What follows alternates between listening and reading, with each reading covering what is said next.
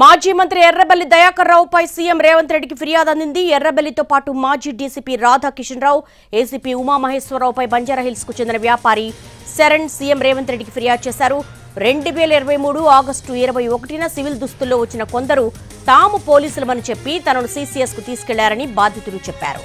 తాను కొందరి నుంచి అక్రమంగా డిపాజిట్లు సేకరించినట్లుగా తప్పుడు కేసులు పెట్టి ఏసీపీ ఉమామహేశ్వరరావు తనను బెదిరించారని ఆరోపించాడు. అప్పటి మంత్రి ఎర్రబెల్లి, డీసీపీ రాధాకిషన్ రావుల సూచనతో తనను నిర్బంధించి కొట్టారని రేవంత్ రెడ్డికి రాసిన లేఖలో శరణ్ తెలిపారు. ఎర్రబెల్లి బంధువు అయిన విజయ్ పేరు మీద ఇల్లు రిజిస్ట్రేషన్ చేయించడంతో పాటు 2 రోజుల పాటు నిర్బంధించి 50 లక్షల రూపాయలు ఇచ్చిన తర్వాతే వదిలిపెట్టినట్టుగా శరణ్ ఆరోపించారు.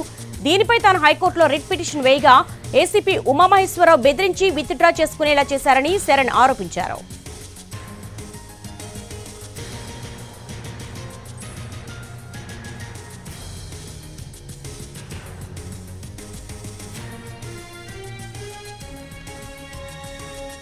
మాజీ మంత్రి ఎర్రబెల్లి దయాకర్ రావుపై సీఎం రేవంత్ రెడ్డికి ఫిర్యాదు అందింది. ఎర్రబెల్లితో పాటు మాజీ డీసీపీ రాధాకిషన్ రావు, ఏసీపీ ఉమామహేశ్వరరావుపై బంజారాహిల్స్ కు చెందిన వ్యాపారి శరణ్ సీఎం రేవంత్ రెడ్డికి ఫిర్యాదు చేశారు. దీనికి సంబంధించి లేటెస్ట్ అప్డేట్స్ మా ప్రతినిధి రమేష్ అడిగి తెలుసుకుందాం. రమేష్, అసలు ఏం జరిగింది? ఫిర్యాదులో ఏమని రాసిచ్చారు?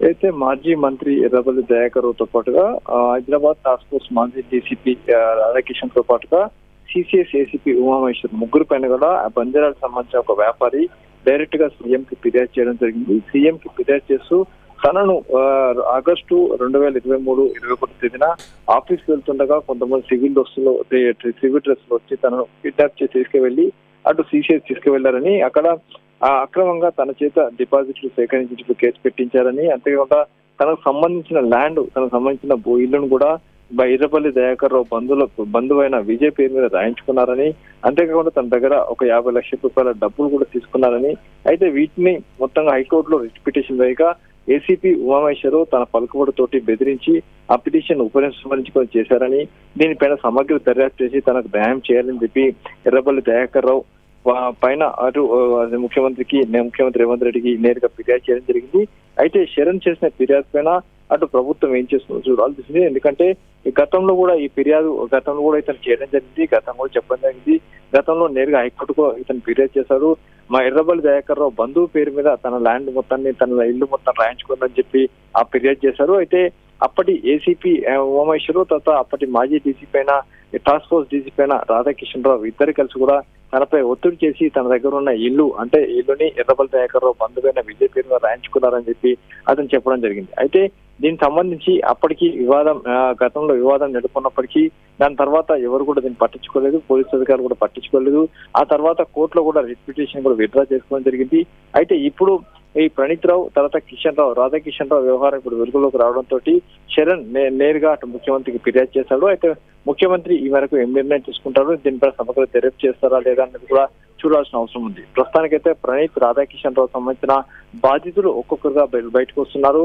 వాళ్ళకి జరిగిన అన్యాయాలు కావచ్చు, వాళ్ళకి సంబంధించిన ఆ విషయాలన్నింటి కూడా ఒక్కొక్కటి బయటకు వచ్చి చెప్తున్నారు. Devi. All right Ramesh.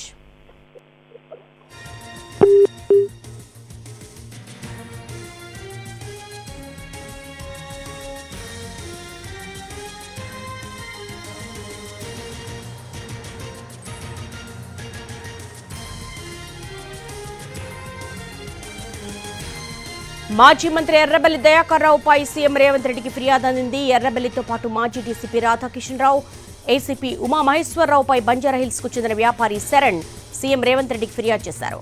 2023 August 21న civil దుస్తుల్లో వచ్చిన కొందరు తాము పోలీసులమని చెప్పి తనను సీసీఎస్ కు తీసుకెళ్లారని బాధితుడు చెప్పారు.